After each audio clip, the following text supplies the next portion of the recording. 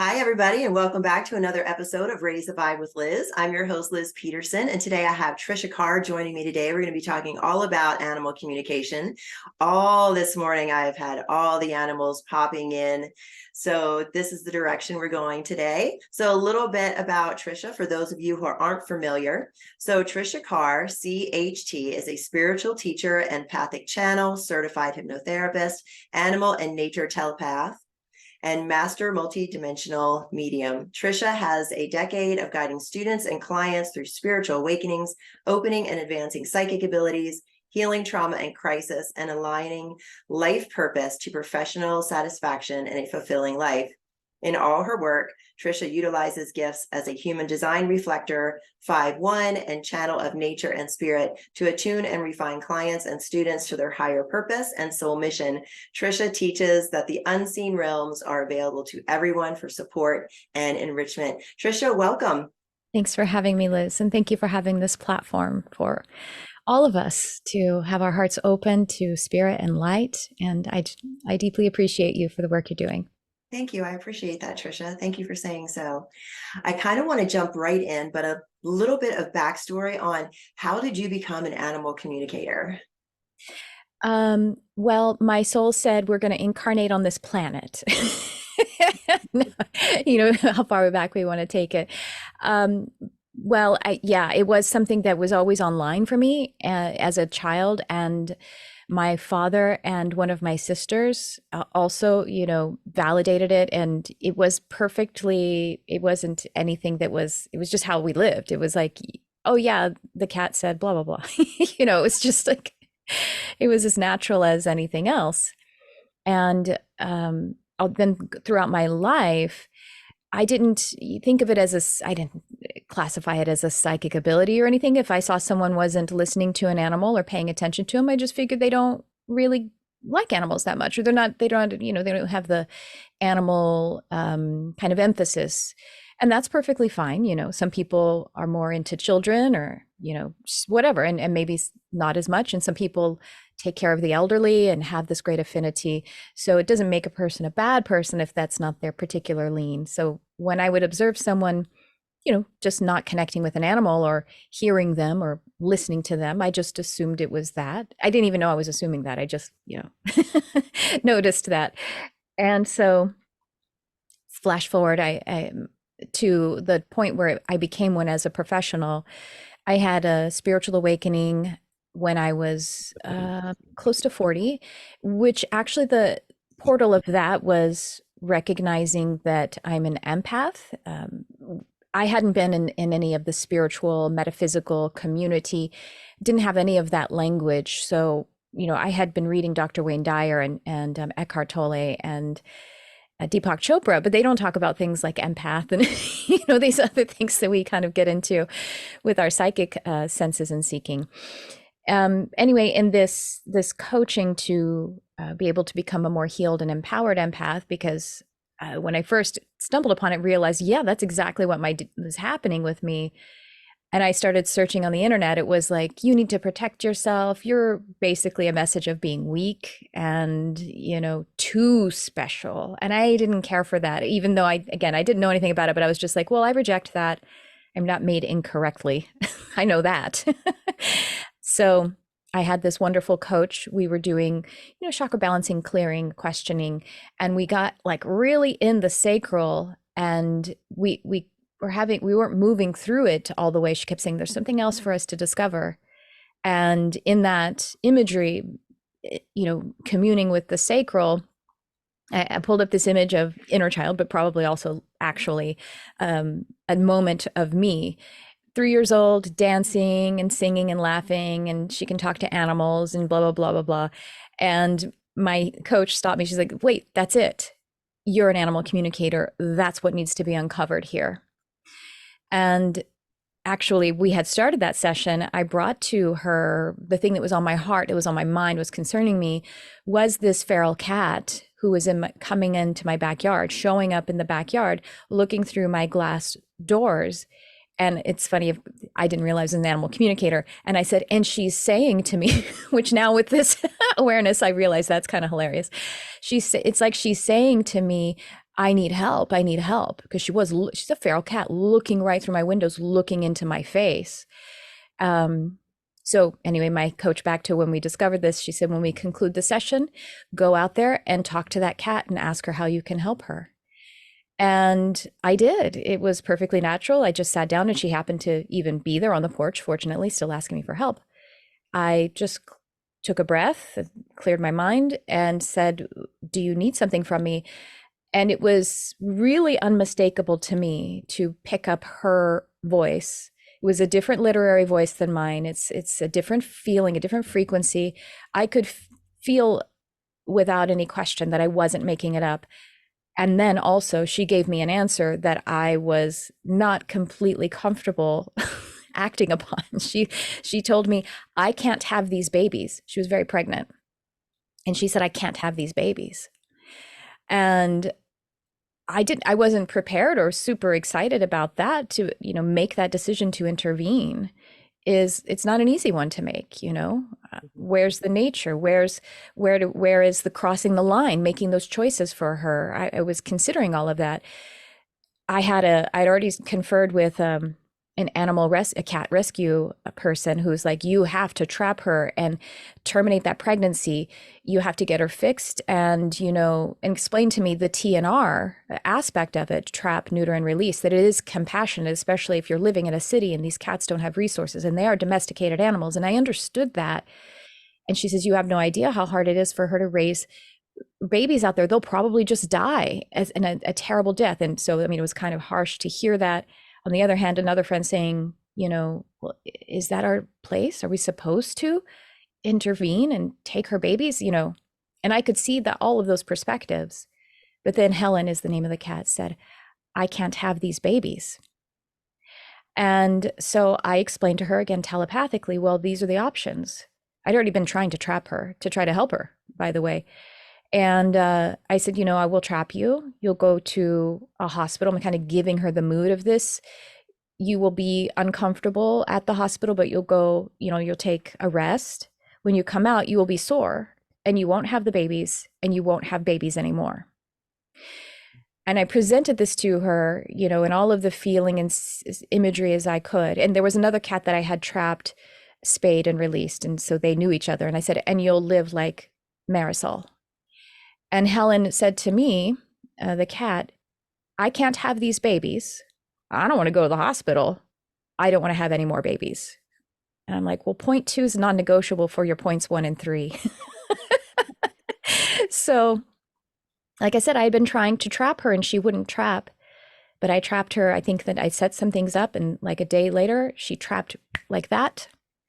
We took her in, and the doctor said to me, you got her here just in time, because if she had gone into labor, I can just see the way this positioning was happening. They were all going to die. She was going to die, and all these babies, obviously would die as well.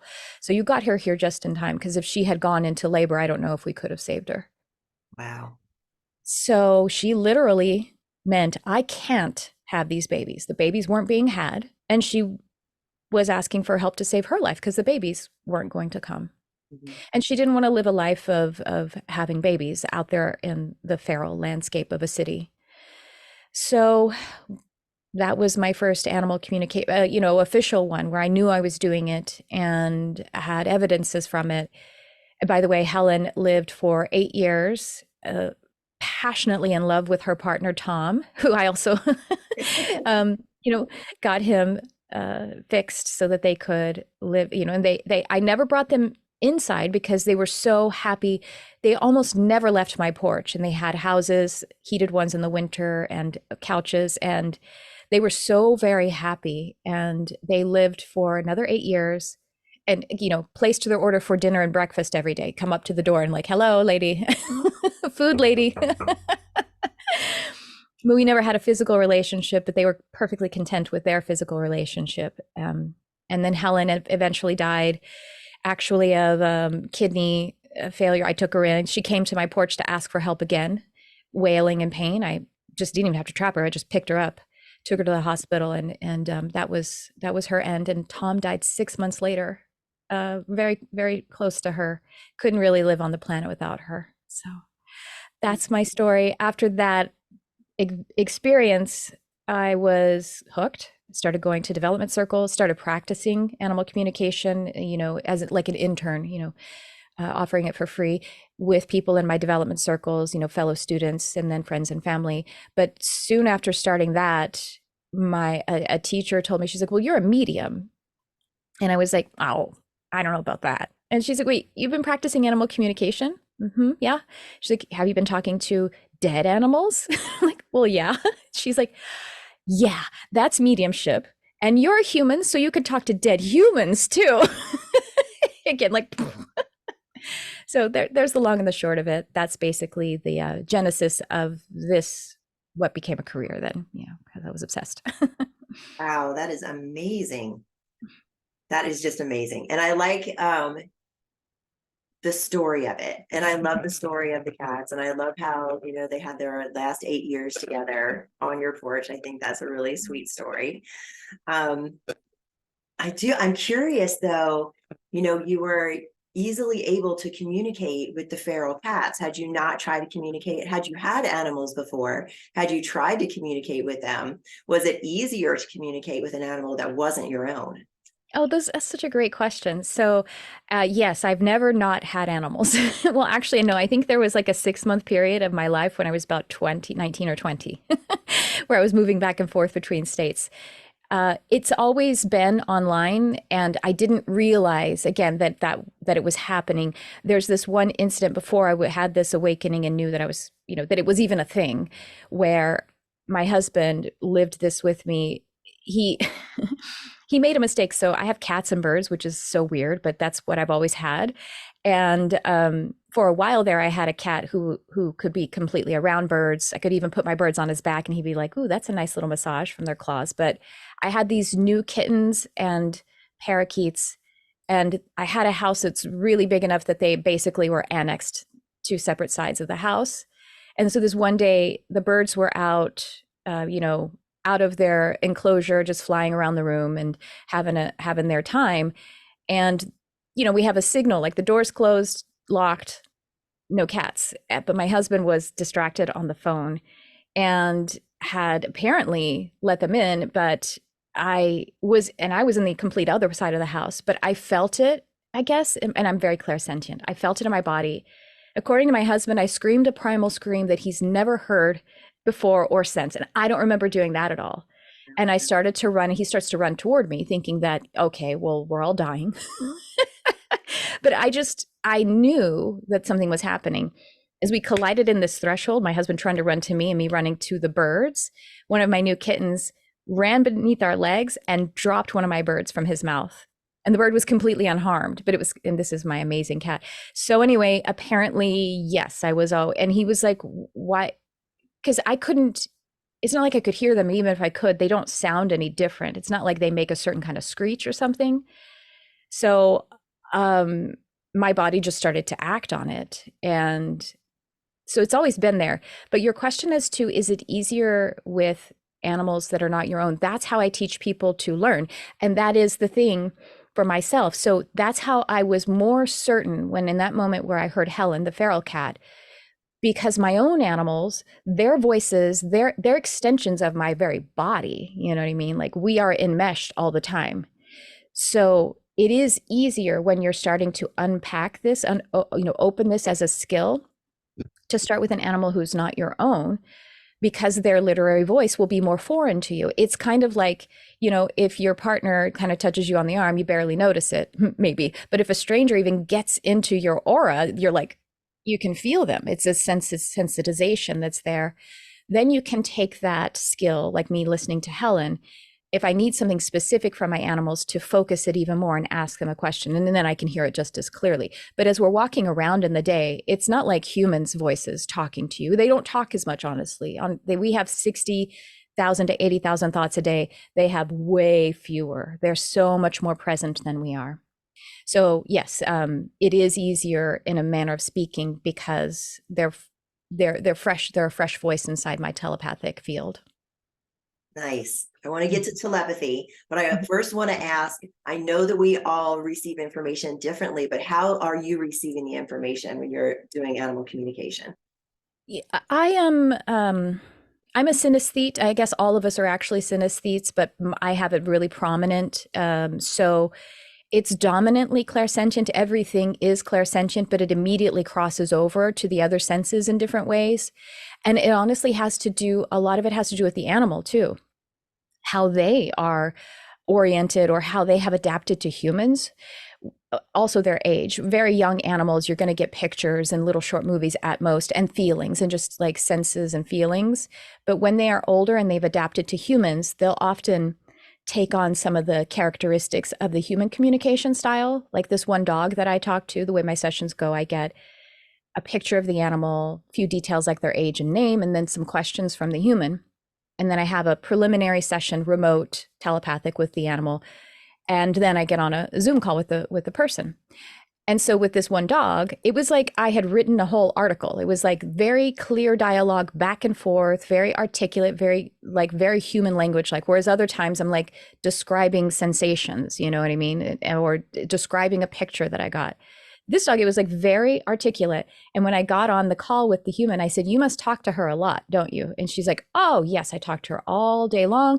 And she comes to work with me, and everybody else talks to her too. And I'm an editor of a magazine." And so words, words, words, words, words. So that's why that dog was very literate. And I pulled it through. I think for me, it comes through clairsentiently, and then it mirrors out to whatever other sense, it crosses over. Oh, that's fun. That's a fun story too.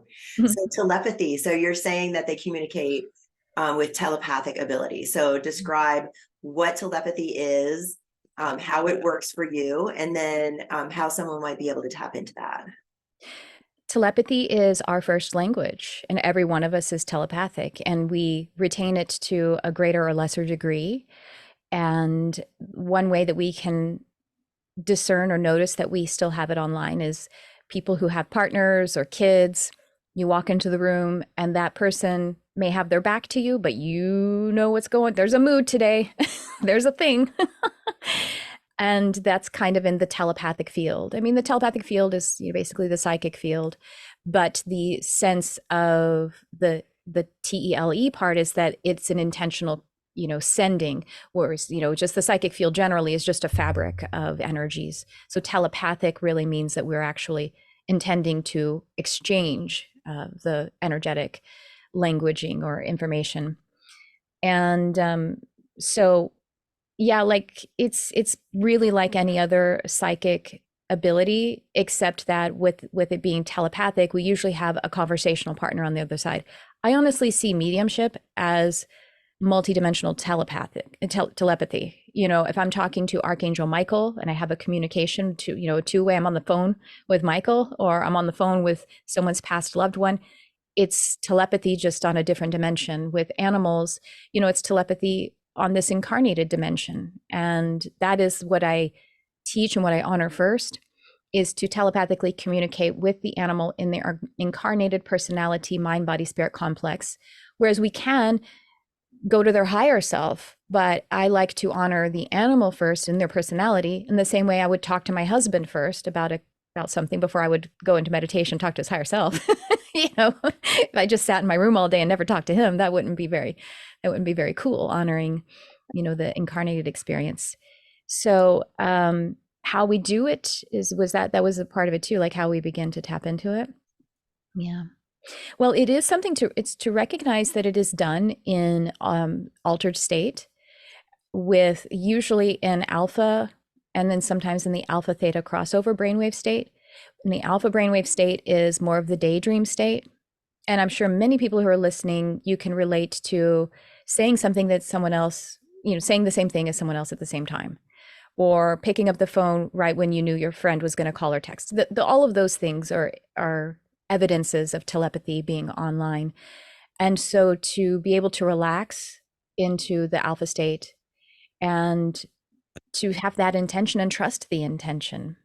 And then as you're practicing it, the nuances of the information that's coming to you telepathically that is distinctive from your own thoughts or feelings, it just sharpens. It's subtle, and it's always subtle, but there's a sharpness that comes to it. And I liken this, probably because I used to be in hospitality and culinary arts. It's like when you like when a kid tastes coffee for the first time, they're like, bah, ugh, it's just like an assault. It's just bitter.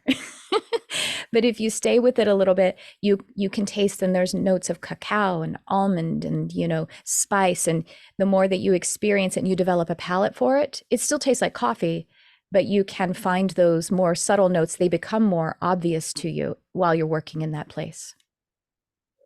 I love that description. And I love this conversation about telepathy because it's not often discussed. We're more, curious about, okay, is it claircognizance? Is it, clairaudience? Are we hearing it this way? But that is telepathy, is like hearing the subtle voices, coming from, and it's not just from people or animals or Archangel Michael, as you said.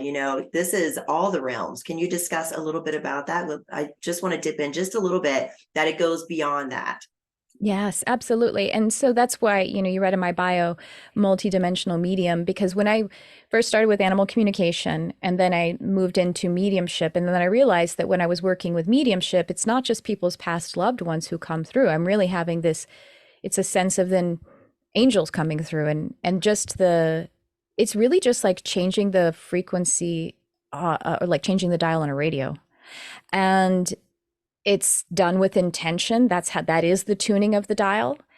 And then yes, it feels or sounds or looks a little different to everyone too. I mean, your experience, it's completely subjective, but it's kind of like the texture of energy would be different with animals than it would be with angels.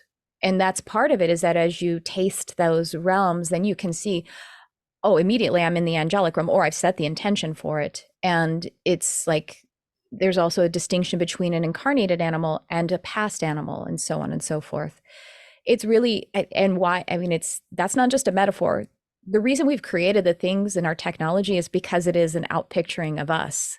The radio dial or the radio signal, honestly, about 200 years ago, to imagine harnessing radio waves so that a person's voice could come through a box when they were somewhere else, that was witchery back then 200 years ago. Radio waves always existed, and just to be able to harness them and then direct them in a certain way to create a transduction, and that's what we are. We're just transduction devices as well. And honestly, if you look at like maybe all of the electrons in our body, and it's beyond our body, but even just that, those are like tiny little radio towers. And so it has what we forget, not forget, we do forget in the sense of we come through the veil of illusion, so we forget. But we are, I mean, this is a thought universe, a thought form universe. And the intention is the seed of any thought. And that is, if we get into that presence and that subtlety, then we can tune the dial to whatever telepathic communication we want to have. And same thing, I'm a channel as well, so I can welcome in any dimension that I would like to experience. And yeah, does that make sense? Did I It in any does. way I love that, explain because that? I talk about that with my students, that, we communicate with each other constantly, and not just with each other. We're communicating with our environment. We're communicating with animals. We're communicating with other dimensions, that we are receivers or transmitters, I guess, of information back and forth to each other. Yes. Right.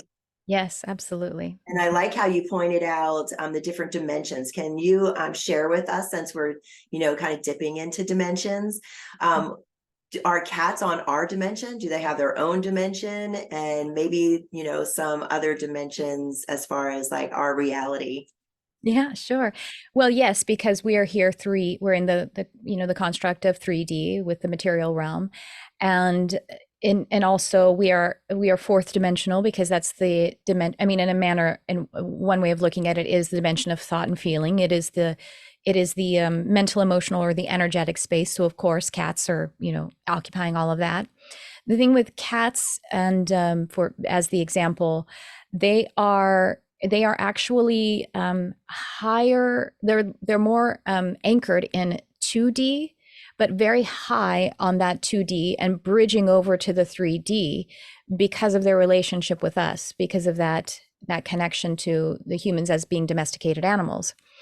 And what this is, then they're multidimensional or omnidimensional as are we, but being closer to really the frequency of Gaia, of the inner dimensions, actually makes them more present than us. We're in this weird dimension where it's the most confusing, that where we anchor in the 3-4 crossover. It's the most confusing. It has that veil of illusion. With cats or other animals like that, they don't have a veil of illusion. They're also not obsessed with the fact that they live many lives or that their lives will go on. So therefore, they have presence, and they vibrate much more closely to the signature of Gaia. Gaia signature is very close to source energy because these are basically our divine parental figures.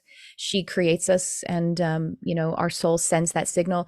It really has to do, our energy field is a torus, which is like two donuts connecting. Or you can think of it as two vortices, a vortex with its point at the heart going up, opening up, and a vortex with its point at the heart opening and going down. And the vortex is basically, it's a whirlpool that pulls in energies, and it anchors at our heart center. And so we're pulling in the soul energies into the heart, and then we're pulling up the Gaia energies into the heart, and that's where the waveform collapse happens. And that's how our material reality is created. So anyway, different animals might be more little lower on the 2D or close like to the one dimension. Like a mineral is going to be more one-dimensional, and a snake or a lizard, who are very close to the earth, I would call them very low in the second dimensional octaves, and again, very present, very, very present. And the second dimension really does mirror in the fifth dimension very easily. And that's also where we find, in the second dimension and the mirroring in the fifth, that's where our nature elemental, devas, and fairies are existing as well, but not in the third dimension, because they don't have all 4 elements to compose their bodies. They have the light body composition with 1, 2, or 3 of the elements. So yeah, that's but then we have animals like whales and dolphins, cetaceans, and they are much more ascended than we are. So they're actually a 5th or higher dimensional being coming into a 3D form. So they actually are anchored into a higher dimension than our humans, yet existing, on the 3D. So yeah, it gets, that's a particular example, because those are ascended animals who have only come back, much like a lot of the humans who are light bringers, way showers, what Ra calls the brothers and sisters of sorrow, the ones who are coming back to help, even though it's not precisely for our own karma. That's what the whales and dolphins are as well. Oh, which is why it's another tragedy. I mean, like a larger tragedy to hear that and to see what happens to the whales and the dolphins in our oceans, and another reason for us to like really care and do what we can, to make sure that they're not harmed. Yeah, absolutely. I also kind of want to circle back to the Fae, because as you were talking, the Fae were coming in, and I was getting mental images of a conversation I was having yesterday with a couple students, and how she used to communicate. She had to imaginary friends, as mom put it, and one of them, definitely a guy, but one of them, was really feeling Fae. So kind of talk about that. And because, you see the books, the children's books, where the fairies are there and the cats are there, the animals are there. How closely related are they, dimensionally speaking, and can they communicate with each other? And can we make that crossover between, that animal communication and that communication with the elemental kingdom? Absolutely. Our nature spirit guides, we have so many guides and specialization, specialty guides. We each have 4 primary Davic guides, because we have of 4 elements who are your lifelong guides working with you. I met my gnome guide when I was, again, in my spiritual exploration, and I didn't know that they were a thing. I just thought I was seeing that image in my meditation, and I accepted it like, oh, I wonder what this symbol is about, whatever. The same way I would accept a dream symbol, and then found out, oh, well, no, and I felt him very viscerally standing there, and he presented himself with that classic gnome with the hat and stuff. Um, so yes, but we also have Davic guides for different, parts of our life. Like we have a work deva who's overseeing the structure of that. You would have a deva who's overseeing that one tree in your yard, who's overseeing a certain system of, of the way things are working in the natural world, because they are here to enhance our natural world and they work for Gaia. And in the fairy tale books, and people sometimes say they're mischievous and they're dangerous and they're dark. By the way, I really do have the understanding that what religions and myths and everything think of as demons or devils, they're actually dark elementals, but those are thought forms from that have been either composed of or polluted by human unconsciousness. So the anger thought forms and the despair thought forms and all of these things, they are, thought forms, being that they're not fully material. There's somewhere in the thought form reality, but they collect elemental energy to them. So they collect some earth energy and they collect some, air energy or something like that. But Oh, anyway, the reason that sometimes I think they're called mischievous is because they are in a very close, they're at the tipping point of material manifestation. So it's very fast, it's very close, it's compressed, it's right there at that waveform collapse. And they seem impatient to us sometimes because they are protecting Gaia and they are protecting animals and they are protecting, the natural world and children. Like those are their priorities. And they see us as partners in that. But the way that they can sometimes help us is to interrupt our frequency. If I'm, they'll hide our keys. Really, what they do is kind of give us, a kind of cloak over it so that we'll slow down, probably. You know what I mean? And we'll pay attention and we'll come present so that we don't harm an animal or nature or, something else that is in their purview. Yeah. And then animals and the Fae, yes. They I mean, they're one and the same. They're in the same dimension and have a very similar, in a way, to our perspective, self-sacrificing, but it's not, because they feel themselves as well. But there is the unity consciousness that is just online for them, just natural to them. It's the ecosystem. I think of it when it's, we think of unity consciousness as that big, broad, universal concept, which is true. And the way that we can view that in our natural world is ecosystem. That's a unity consciousness. Yeah. I see. Okay. Thanks for that explanation. I like that. So if we want to start communicating with our animals, how would Mhm. we go about doing that? What does that look like for us?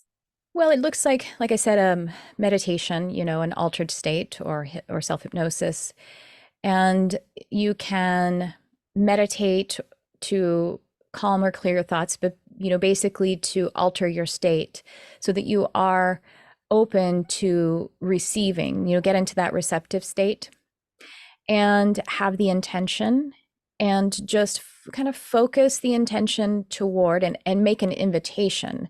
That's the thing. If you have an animal in mind, you want to ask them. You don't want to just plunge your intention or plunge your energy into them, because they will not care for that. And they can feel that if we're like, ugh.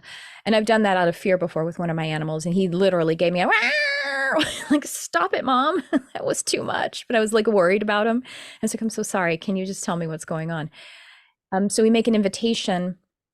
And, some people like to use, and I find this to be very successful, an imagery exercise or structure where you make an invitation to an animal.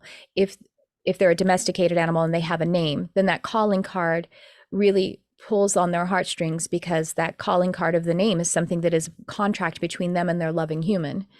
And because, they don't use names, they're all vibratory, And so say their name and imagine or visualize or sense that there is kind of a pathway that you are setting as an invitation to meet on. And then as you sense or see the animal moving toward you, then say, introduce yourself, or if you already know them, your own animal, and then make an invitation to have, ask them a question.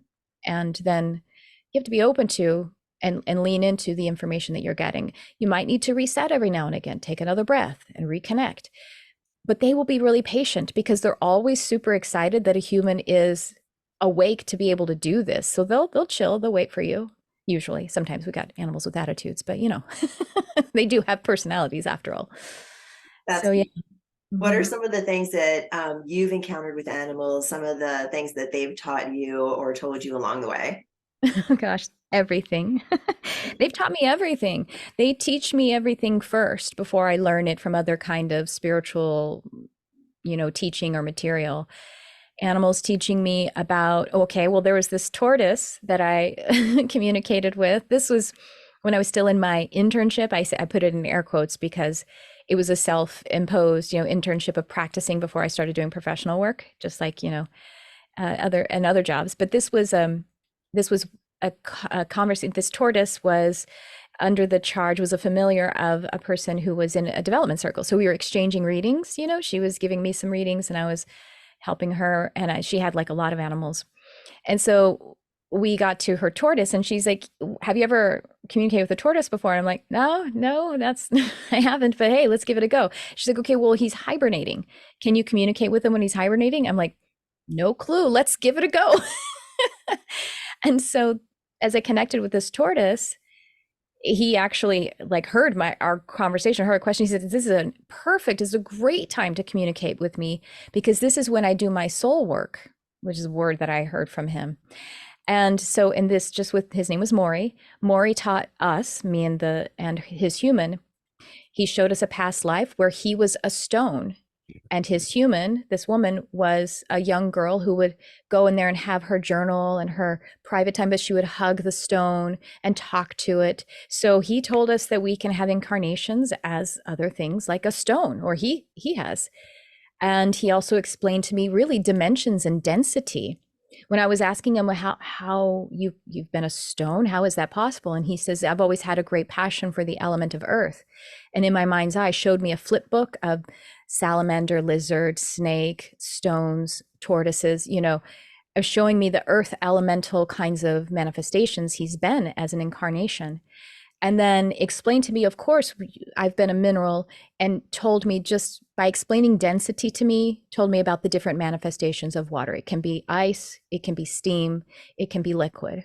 And so that's how soul energy works as well, or could work. So there's something pretty cool I learned from a tortoise. Really, none of this material had crossed my awareness yet, and it hadn't. So that's there you go. The very wise tortoise. I love that. That's so fascinating to me too, because some of the work that I've been doing recently, I'm seeing people's like energetic system, their chakras really shifting and changing. I was working on someone the other day, and it's like the stones, the gems, like our chakras are turning into crystal Yeah. chakras instead. And that's really fascinating because I've always thought of the crystal kingdom as being alive, to be able to hold, this information, this frequency of the planet, and be able to share that with us. So I think that's so fascinating that, maybe even us, maybe we have incarnated on the planet as these things as well. Well, yes, just think about it too. When we disconnect, that silver cord, when our consciousness disconnects from our physical form, and our physical body goes back to the earth and returns to her elemental composition, it just gets reorganized, just like our consciousness is just getting reorganized in those realms. But the consciousness that created or touched or pulled together the elements of our physical form, it doesn't go away. The imprint is still there. So I think this is part of the reason why we have the impression of many lives, because some of the elements that are in me have lived other lives, and they've lived lives as, many different kinds of animals and mountains and rivers. So yeah, it can truly blow the mind. But yes, our aura is being crystallized, and that is the journey of transcendence. It isn't, we don't bypass, we have to go through it, and then we become really crystallized, and that becoming, moving through the thing and into the higher self, more anchoring, I guess you would say. Yeah. Oh, I love it. Thank you for making that distinction. And I am curious, like as we evolve into these crystalline beings and come online more, and we're able, I even was thinking like we're able to communicate even more with Gaia, with the planet, with the crystals by us evolving into crystalline beings. Do you see the animals? Are they talking about that? Are they also going through that transformation as Gaia and we up level into this new Well, consciousness? that's a great question. They are, again, so they're already very well attuned. So maybe one way that I can explain the impact that our evolution has on animals is by what I have been shown. And I don't know if anybody else has downloaded this or if they teach this or they understand it this way, but what I understand, what I've been shown honestly by, it was Saint Francis and a council of other, light beings who helped me with the material of being able to teach animal communication. They showed me that the soul transition process for animals, it's very similar to ours. However, there is one step that we don't take that they do take. And that is when they separate their consciousness from their physical form. They do, I mean, they do cross over. They have that same thing that we do. They're at first in that fourth dimension and then they cross over into the fifth. But before they do that, as they lift the soul energy from the physical body, they first go down into the earth, into what the words they have been given is the Gaia portal. They go into the Gaia portal and they basically have a factory reset. They reset their soul energy, and it's mostly, if not completely, it's probably completely, but I just try to give a little leeway because of the human unconsciousness. Because what we do is so unnatural. So they have this reset and then they move forward. So they have an extra chakra that we don't have. It's called a brachial chakra. It's like on mammals, you'd find it between their shoulder blades and their back. But anyway, that actually connects to the Gaia portal and creates that vortex of, vacuum into the earth, reset in the crystal core of the heart of Gaia, and then they move forward. So that their lives will change radically. They won't be absorbing, as you talked about with the cetaceans, the dolphins and whales, they won't be absorbing as much of our unconsciousness. Their journeys will come into a whole different kind of expand. See, they are expanding by the journey they're on with us, but it'll be just more of similar to what is more natural for us or more natural for them. Just like when we are in between lives and we are living without that veil, and we're living in the full capacity of love and light, but we don't have the challenges. So animals will just have those same things. They won't have as many of those challenges that they're picking up and assisting humans on. Their jobs will get a little easier. As they assist us, is there anything like really prominent that you've been hearing a lot that they want us to know about what's going on right now on the planet? They're more very focused on their job. If it, if it's a wild animal, then they're going to be talking about their ecosystem and their specific area. But of course, mostly with evidences in being able to come through, then I'm talking to domesticated animals or animals who have a connection or a relationship partnership with humans. They're very concerned about their human. It's like the human is everything to them. It's if you asked a child, what's important to them, they're going to talk about mom, dad, teacher, brother, sister, probably. They're going to be very devoted.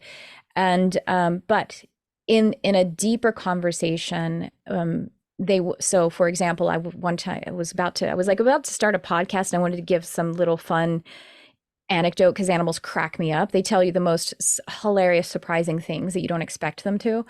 And so I asked my cat Barnabas, who's my big beautiful healer, the best person in the world if you ever wanted to meet him. He lives with me in the body of a black cat. And I asked him, like, what's something interesting or funny that you think everybody might like to hear? And he's like, why do you make your head hurt? And I was like, what? And I was at work. I was here, not at home. He's like, why do you make your head hurt? By not breathing deeply enough. That was the thing he wanted to talk about. By the way, and he told me, I only breathe to here. And he like kind of indicated like just below my heart and if I breathe all the way to here, then I won't get headaches. And then he showed me, when I come and sit on you in the morning and I, make biscuits on my chest or on my gut, he's like, I'm trying to clear that energy path so you'll breathe all the way to here. And I thought that was cute and funny. And I told the story on the podcast. And 2 days later, I had a migraine because I did not listen to him completely. I probably should have stopped and done some breath work. I do talk to some of the overlighting energies about what's happening with our planet. And they are telling me, especially like the divine mother frequency, that it has so much to do with our mother wound, with our climate crisis. And it makes perfect sense if you think about it, how we're lashing out against our mother, how her voice is not being heard. And it has to do with our mother wound inside of us, maybe to do with our actual relationship with our biological mother, but more just the overarching, pain and suffering that we've all experienced from mother being shut in the closet and her voice not being heard. And we will see that come out in our animals, and we'll see that come out in our all of the other nature manifestations. So, but yes, our domesticated, our familiars are very concerned about us and keeping us on our path and our highest. They see how amazing we are, and they don't understand why we don't see it. Yeah. Wow, that is really powerful, especially the mother wound, because that really is a hot topic right now. Everybody's writing about it. Everybody's talking about it. Really? Like feminine's coming online. I'm really enjoying the conversation, how it's opening up and people are starting to dip into healing that ancestral trauma through the mother wound. Oh, that's beautiful. I love that. Yeah. Yeah, it can really help us grow. We really, we need to, it's like they like this one channel session that happened, they likened it to self-harm, Mhm. I mean, it is Yeah. harming our mother earth is harming ourselves. And it shows up in our people as well, not just our animals and our nature. It's showing up in our other selves and ourselves. So it does come down to that, to restoring, yes, divine feminine, and honoring being able to integrate the shadow that has come with shutting mother in the closet and drowning out her voice and her cries and her cares and her capacity to love us and for us to love her and receive her. And that's inside of us too, our own divine mother, regardless of your gender frequency. Ah, yes. Thank you for sharing that, Tricia. I appreciate that. Sure. My pleasure. Thanks Meaningful for having me. words for people to think about, for sure. And going back to the animals, also, like when you were saying that, I was picturing how when we have a wound or we're hurt or we're sick, how our animal comes and they'll lay their head on us, or like you said, make biscuits on your chest, or just want to care for us. Or when I was pregnant, with my first son, my mother's dog would come and lay on my lap. Oh, And after my son was born, always was laying by him, like protecting him. So I think that's really sweet that, they're there and they're concerned about us. And I also like how you said that they like go through the fourth layer and then fifth layer, because we hear when we're doing the mediumship, or, we're talking about people on the other side, how, they're also being greeted by their animals too, right? Not just our family members. absolutely. Yeah. They have the universe is open to all of us. Heaven, or whatever you want to call that, being collected back to home, collected back to Om, and yet also having a kind of autonomy is, yeah, animals have that as well. Of course they do. I mean, they have personalities, emotions, life purpose, passions, interests, relationships. Sometimes animals will describe the other cat in the household as, yeah, he's fine. It's more like a coworker. Not my best friend, really, just a coworker. And he does his job all right, so that's fine. That's cute. One more question as we wrap up. I can't believe we're already coming to an hour, but speaking of like being on the other side and being greeted by our animals, can our animals also come back and live with us again in another incarnation? Oh, for sure. Yeah, and that's something else that I learned from animals before any other possible way of learning it. They do. They actually they sometimes do. I would say sometimes less frequently than people might expect or even hope, less frequently come back within the same life, but it does happen. That happens sometimes. Often they are staying on the other side and picking the next incarnation of who would come into the family. And they've described it to me, if they are not really specifically reincarnating and they've picked the next animal, they'll sometimes say, I sent a portion of my energy to him. So it's almost like a quasi reincarnation. I don't know, like, so they'll send a portion of the energy, but even as, whether human or animal, someone reincarnates, the personality thought form that is on the other side still retains. You can still connect with the person who's reincarnated in their previous incarnational, experience, for our guidance and for our love.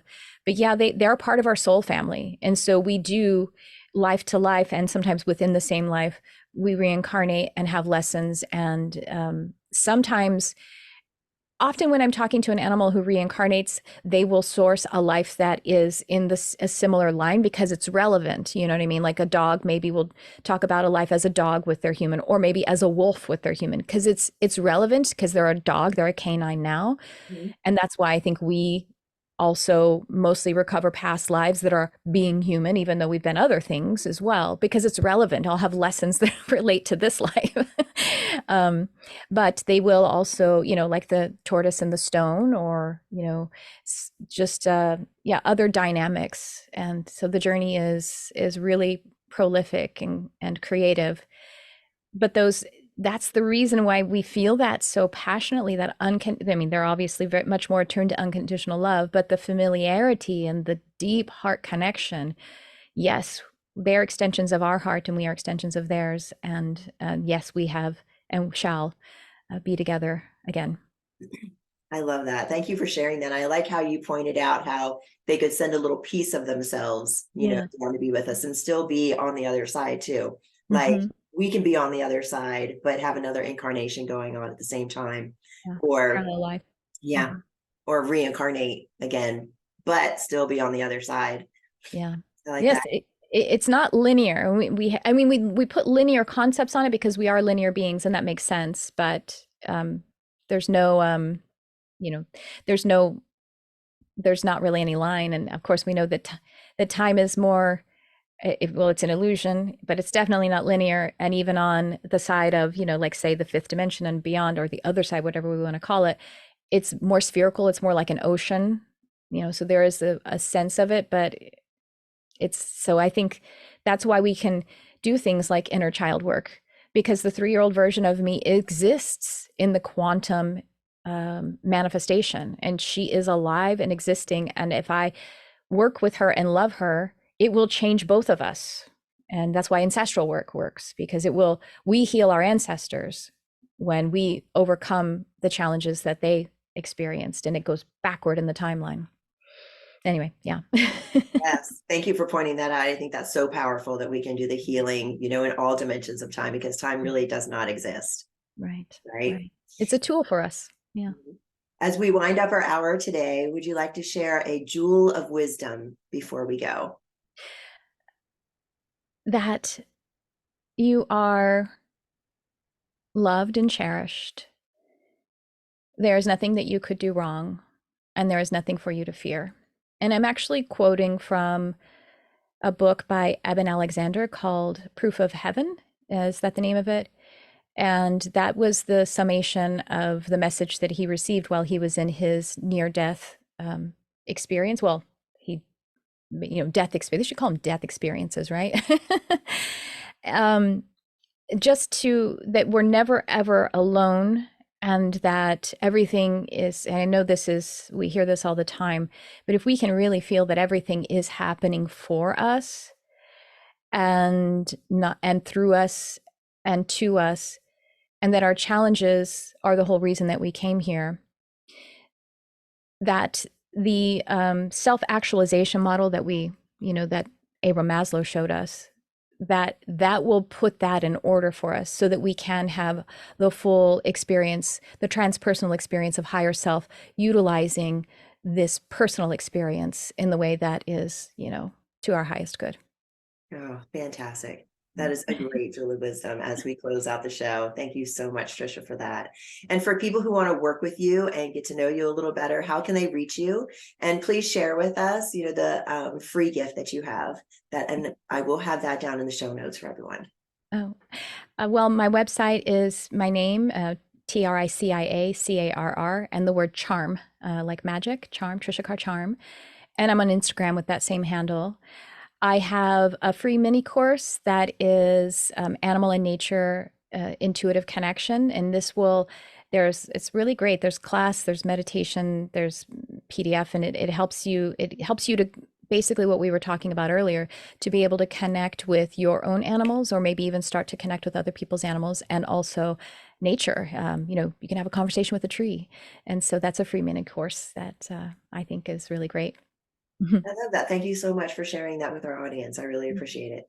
Yeah, my pleasure. Thank you for having me. Yeah, Thank and you. thank you for being here. I've really appreciated this conversation. It's a lot of really great information, and I've never discussed this on the podcast before. So I'm so glad that you came over and chatted with us about that. Thank you so much for being on the show, Tricia. It's entirely my pleasure and honor, Liz. Thank you. Awesome. And everybody go find Tricia and work with her and check out her information. And don't forget to look in the show notes and for that free gift and check that out. And thank you for joining us, everyone. Thank you again, Tricia.